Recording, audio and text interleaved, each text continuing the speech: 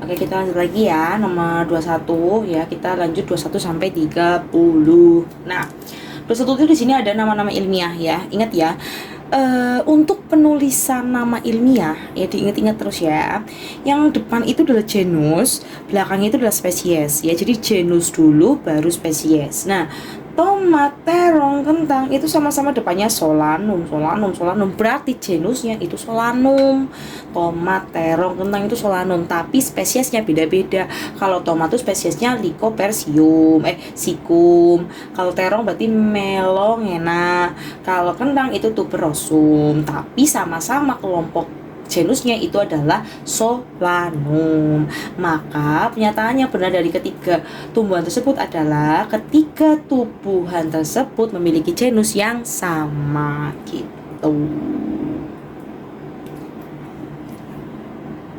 Oke, lanjut ya. Di sini nomor 22 ya. Nomor 22 itu tentang penulisan nama nama pada tumbuhan ya, nama ilmiahnya.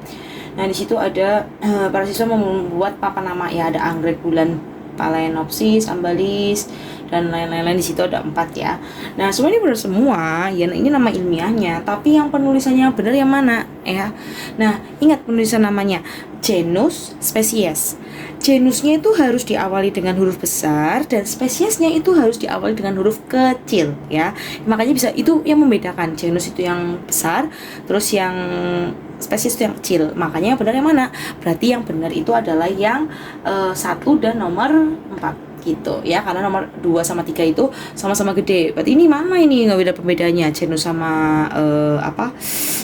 spesies. Makanya nomor 1 dan 4 ingat ya, genus itu gede, spesies itu yang kecil ya. Jadi 1 dan 4.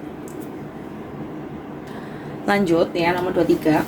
Sekelompok siswa sedang melakukan pengamatan terhadap objek menggunakan mikroskop.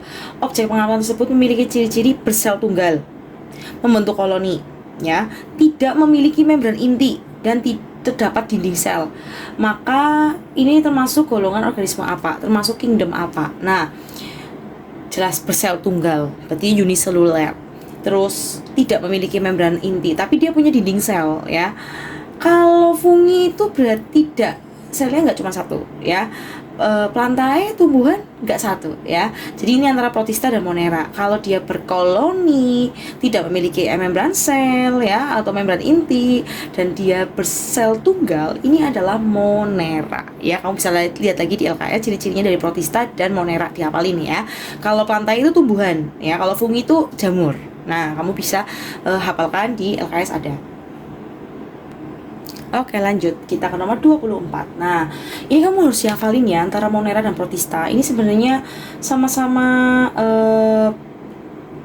makhluk hidup atau organisme yang memiliki satu sel ya. Satu sel. Monera, protista itu punya satu sel, tapi ada perbedaannya. Kenapa? Untuk monera itu lebih, bentuknya itu lebih sederhana. Dia melakukan perkembangbiakan pun lebih cepat, karena dia tinggal belah ya, karena banyak bakteri yang termasuk organisme monera. Nah, untuk protista itu dia lebih kompleks ya, karena dia sudah ada organ-organ tubuhnya yang lebih kompleks ya. Nah, untuk persamaannya itu sama-sama memiliki membran memiliki satu sel ya, hanya satu sel, tersusun dari satu sel. Jadi yang pasti adalah yang nomor D ya, nomor 5 itu yang persamaan yang benar ya. Terus dulu ya, kita lihat dulu ya yang lain ya. Tadi kan kalau nomor 23 kan sudah dikasih tahu tidak memiliki membran inti, itu adalah monera. Berarti perbedaannya pasti si monera nggak punya yang nomor 3 ya, berarti nggak punya nomor 3. Nah, berarti kan dia mempunyai membran inti. Tapi kalau protista itu punya membran inti. Berarti kalau yang ini ya, yang satu-satu berarti salah ya. Kalau yang ada 3-nya juga salah, karena si yang monera nggak punya membran inti ya. Berarti kan otomatis A, B, C salah ya. Kita buktikan ya. Tadi kan yang persamaannya punya sama-sama satu sel. Oke, udah benar. Tapi kita lihat perbedaannya, benar apa enggak? 1 ya, untuk monera itu 1, 2, 6 tidak punya membran inti, betul. Organ selnya masih sederhana, tadi udah kasih tahu ya, betul. Terus yang nomor 6 macam-macam bakteri, ya memang itu terdiri dari macam-macam bakteri. Lalu yang nomor 3, 4, 7, kalau nomor 3 itu mempunyai membran inti, ya. Terus nomor 4 dia sudah mulai kompleks, iya. Dan yang termasuk protista adalah alga. Oke guys, 25 ini agak membingungkan ya. Mungkin kamu bisa cari di internet atau di LKS juga kalau ada ya. Untuk nomor 25 itu yang benar itu adalah yang foraminifera, ya dia termasuk Rhizopoda karena Rhizopoda itu adalah salah satu protista yang berbentuk seperti hewan, dan foraminifera itu bentuknya kayak amuba gitu. Ya, kamu juga cari di internet itu mesti foraminifera itu adalah jenis protista yang amobit ya. Jadi bentuknya itu seperti hewan. Dia itu biasanya digunakan untuk kebutuhan pertambangan, untuk mendeteksi ada bahan tambang di tanah ya. Itu malah justru berguna banget buat ilmuwan ya, dan untuk tambang juga. Jadi fungsinya adalah foraminifera itu adalah untuk petunjuk adanya minyak bumi ya, intinya, dan untuk pertambangan lah gitu. Di bawah itu ada mineral apa kayak gitu. Itu yang mengujinya adalah foraminifera. Nah, lanjut nomor 26 itu kan pasangan jamur dan perannya ya. Kamu cari nanti di internet atau di buku tulis juga ada, di buku LKS ya. Untuk pasangan jamur ini sebenarnya jenis jamur semuanya ya. Tapi perannya yang benar apa enggak ya.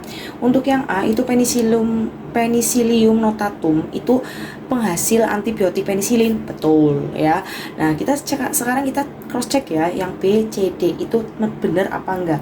Kalau yang Rhizopus oryzae itu benar, dia jamur, tapi bukan buat tape, tapi bikin tempe ya, untuk fermentasi tempe.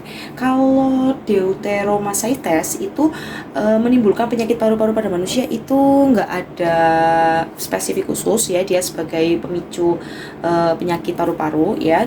Dan untuk yang D, Ustilagomyces itu parasit pada tanaman padi. Iya, dia parasit, cuman dia bukan parasit padi tapi jagung.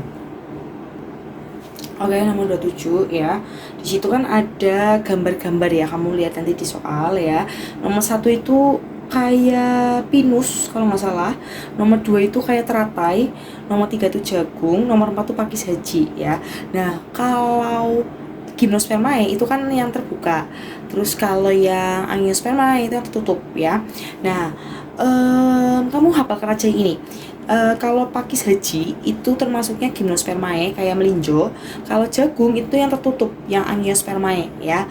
Nah, berarti kan kalau yang pakis haji kan 4 A, jagung itu yang Angiospermae ya. Berarti 3B, 4A. Berarti yang mana kira-kira? 3B, 4A. Lalu ketemu ya. Yang A. Nah, yang A ya. Nah, yang nomor 28 itu adalah perbedaan antara tumbuhan monokotil dan dikotil. Kamu hafalkan ya, monokotil dan dikotil, karena kemungkinan juga akan keluar itu soal. Nah, untuk monokotil itu adalah tumbuhan yang berkeping 1. Dikotil itu berkeping 2. Berarti yang nomor 2 itu salah ya, kebalik ya. Berarti 2 eliminasi ya. Berarti antara nomor A, B, D salah. Ya udah, langsung ketemu jawabannya C ya. 1, bijinya itu kalau monokotil itu tidak terbelah saat berkecambah. Kalau dikotil itu nanti ada sepasang kotiledonnya, atau nanti dia berkecambah biasanya ya. Ketika dia jadi ditanam terus keluar itu biasanya nanti bentuknya kayak kecambah. Terus yang nomor 3 ya, kalau nomor 3 itu monokotil itu tidak berkambium, dan nomor 5 daunnya sejajar ya, sama yang dikotil juga dia daunnya adalah menyirip. Oke, nomor 29 ya. Kelompok hewan yang memiliki kelas yang sama dengan kucing ya. Kucing itu kan mamalia. Nah, mamalia itu yang nomor berapa aja? Paus, harimau, sapi. Jadi 1, 2, 4. Karena 3 itu kan amfibi, katak kan. Terus nomor 5 itu aves, burung gitu. Jadi tidak sama kelasnya dengan kucing, karena kucing itu mamalia. Oke, nomor 30 itu yang hewan termasuk filum Mollusca sama Annelida itu kayak sama-sama kenyal-kenyal gitu ya teman-teman. Cuman bedanya kalau misalkan Mollusca itu biasanya itu kayak di laut ya, Mollusca kayak yang nggak di laut juga sih, cuman bentuknya tuh kenyal-kenyal gitu lah ya. Yang pertama itu kayak nomor 5 ricot, cumi-cumi, terus sama kerang ya, kan kenyal-kenyal gitu. Itu termasuk moluska. Kalau Annelida itu eh, kayak lintah, cacing tanah, sama pacet. Tahu pacet ya? Pacet tuh kayak lintah gitu, tapi lebih gendut apa ya, lebih kecil gitu. Nah itu termasuk Annelida. Dihafalin ya hewan-hewannya.